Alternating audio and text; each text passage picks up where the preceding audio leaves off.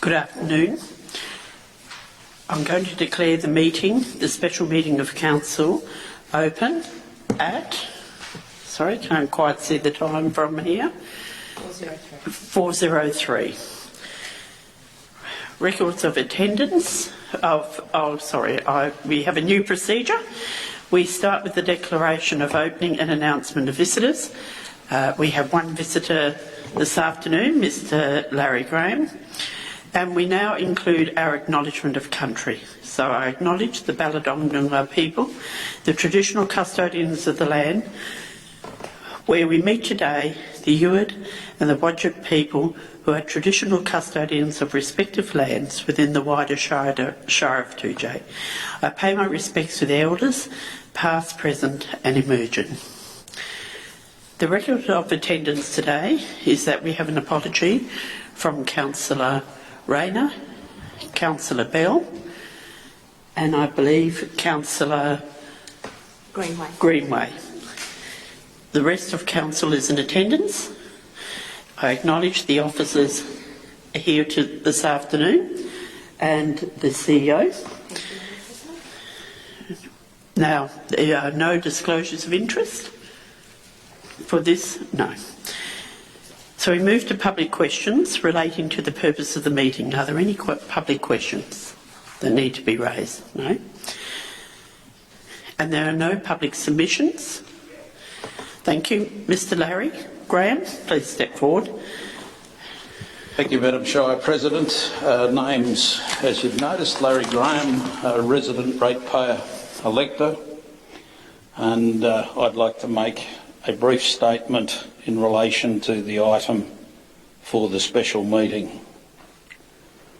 Councillors, remember when removing Alan Henshaw, Charlie Roth, Chris Ferns, Kevin Hogg, David Dow or Brian Rayner as Shire President was going to fix everything? Well, it clearly didn't, and the same can be said for the procession of CEOs, and please don't take any offence at that. It's not aimed at you, it's aimed at some of your predecessors in a very broad sense. Councillors, the local newspapers and some folks are now howling for more political blood, and I'll tell you, Madam Shire President, those howls should just be ignored. And I say that because it's this vengeful and tribal behaviour that got us into this mess, and as long as it remains in civic affairs in Tujay, in a mess is where we will stay. Is that the ghost of council's past, is it? Madam Shire President, when the Tujay Progress Association started, we aimed to change the culture of the Shire of Tujay, not to change the faces.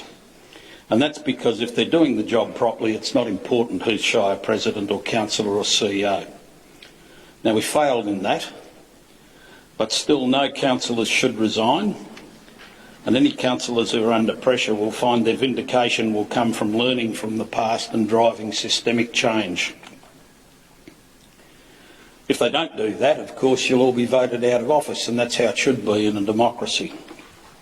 But what it does is it starts another cycle in the ongoing war in public affairs in Tujay.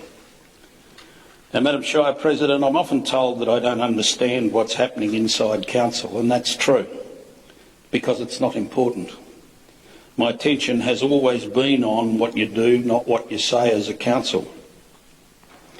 In any functioning organisation, either public or private, decision makers regularly review significant actions and take remedial action. But the Shire of Tujay has no history of doing this.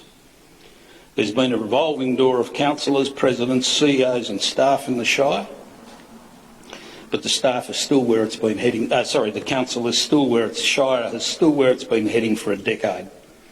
It's dysfunctional, and it's broke to the extent that only significant rate hikes are the only survival tool left in your shed. Council is still divided on personality-based factions, and I know some people don't like it, but I call them tribes.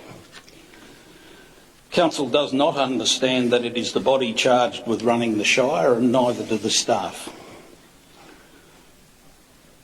As council, you have almost complete powers to oversee, direct and question what are becoming in the sector known as administrative or operational matters.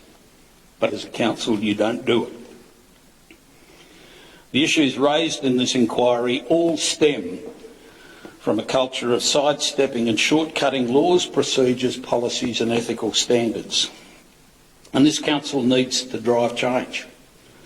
But it's not doing that in any meaningful way, and it's certainly not doing it in any coordinated or strategic way, which brings me directly onto the inquiry report.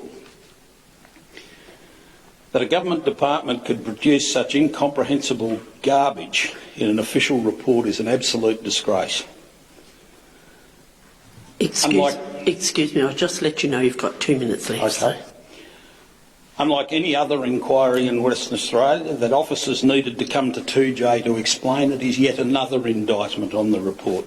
Now, the agenda papers for this meeting tell us councillors and staff were informed that 2J will be a test case for a new approach to the recovery of a local government with adverse findings from an inquiry.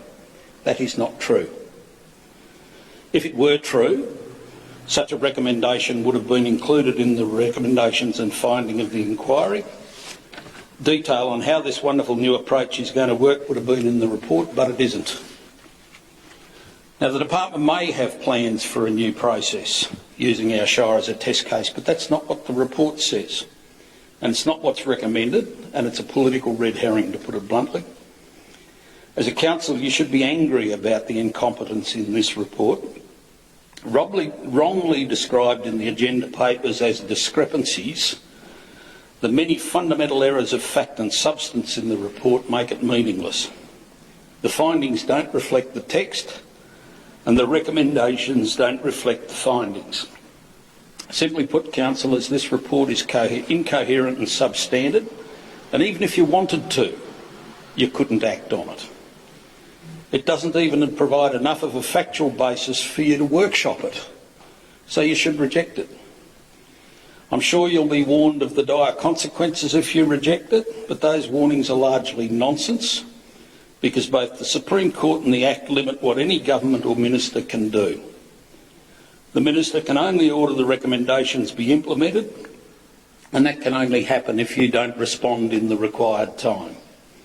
Once a response is received by a minister, if he doesn't like it, of course he can issue a show cause notice. But I can tell you now, councillors, after the Town of Cambridge case, no minister would base a show cause notice on this report. Coming to close, you need to make a decision in the public interest. The decision should be to reject this very substandard report and its recommendations, to advise the minister what you've done, and I strongly recommend that you immediately start to search for a suitable person to come in and mentor the Shire through what is going to be a very difficult time.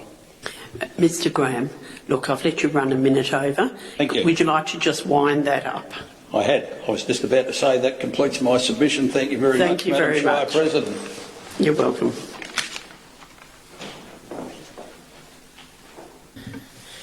Thank you, Mr Graham.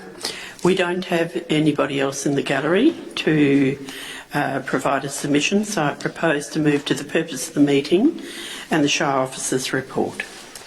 The purpose of the report was to receive correspondence from the Minister for Local Government, Heritage, Culture and the Arts, granting an extension to the deadline to provide a response to the Shire of 2J inquiry report.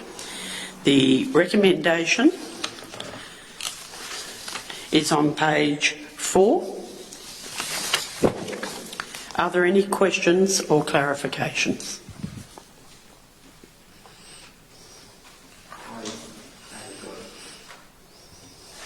I haven't got a question or a clarification, but I would like at some point To make an amendment? Yes.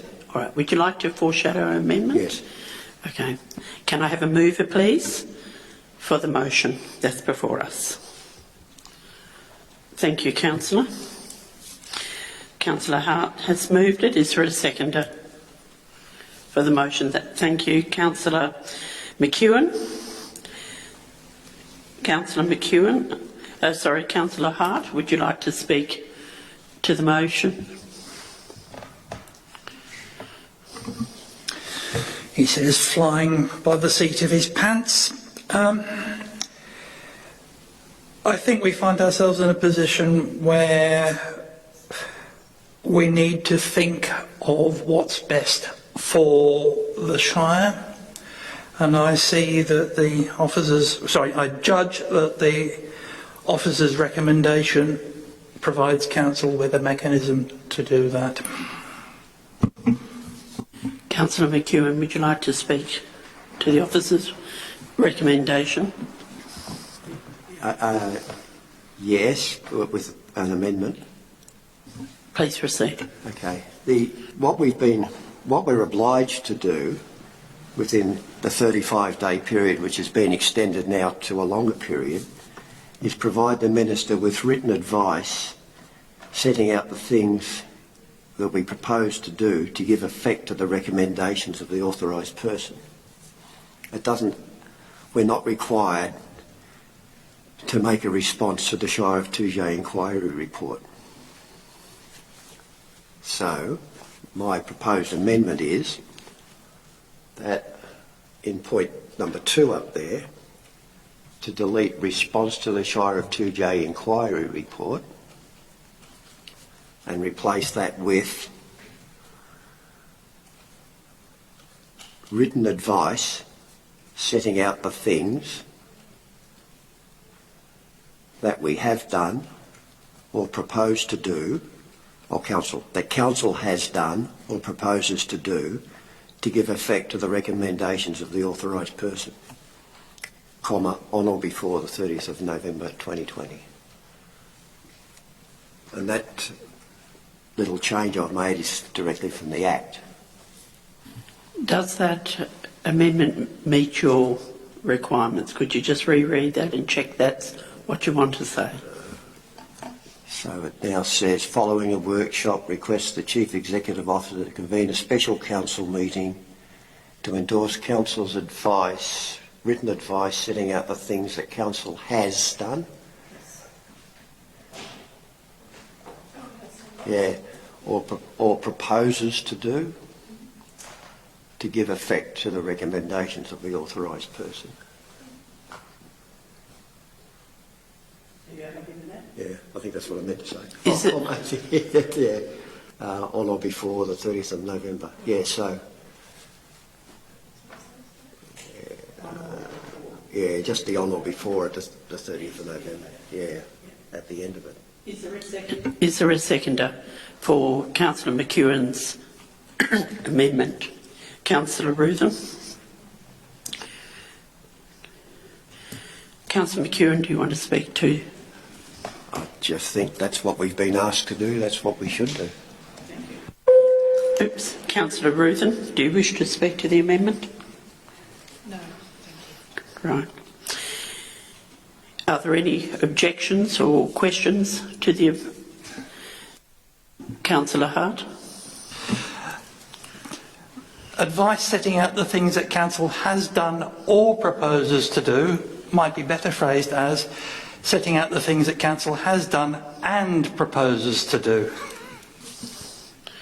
I'm only quoting from the Act. Let's stick with the Act. Okay. If there are no further questions or clarifications to that, I'll put that to the vote. Are all in favour of accepting the amendment as put by Councillor McEwen? Councillor Pearce? Are you? No? All those against? Councillor Pearce has voted against, please no.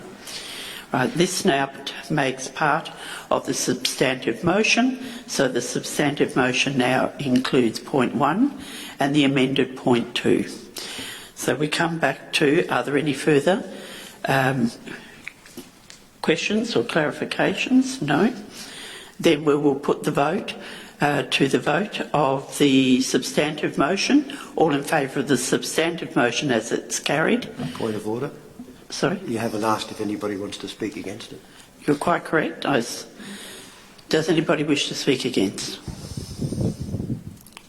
No? Then I'll put it to the vote, but thank you. Then I please put it to the vote. The point 1 and the amended point 2, all in favour. There are 4 of us in favour, 5 in favour, Councillor Madachi, Ruthen, Chitty, Hart and McEwen. Those against, Councillor Pearce has voted against. Right, thank you.